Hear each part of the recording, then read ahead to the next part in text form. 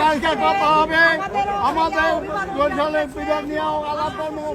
আমরা আমরা চিন্তা করবো আমরা সাথে আমি আবু সাথে খালাদা মুক্তি করতে আমরা সমাজ কাজ করলাম। আল্লাহু আকবার।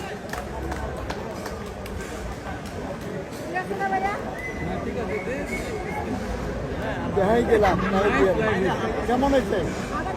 হ্যাঁ